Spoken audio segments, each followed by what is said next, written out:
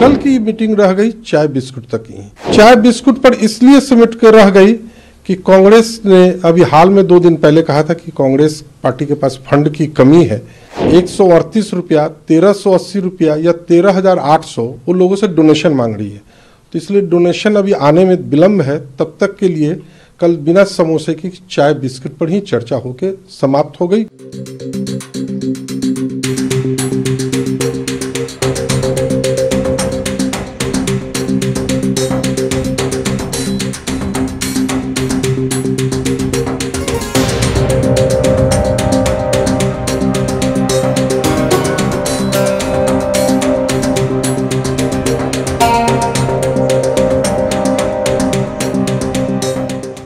सारे विपक्ष के बड़े नेता आए थे, मुख्यमंत्रीगण आए थे कि सीटों का अलायंस, सीटों का बंटवारा होगा अलायंस में कल ये, परंतु उस पर कोई चर्चा नहीं हो पाई और कल की मीटिंग रह गई चाय बिस्कुट तक ही।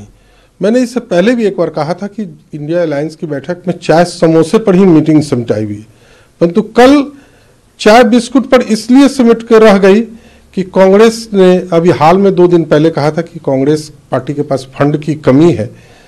138 रुपया, 1380 रुपया या 13,800 वो लोगों से डोनेशन मांग रही है। तो इसलिए डोनेशन अभी आने में विलम्ब है। तब तक के लिए कल बिना समोसे की चाय बिस्कुट पर ही चर्चा होकर समाप्त हो गई, बिना किसी भी सीरियस मुद्दे पर कोई चर्चा हुई।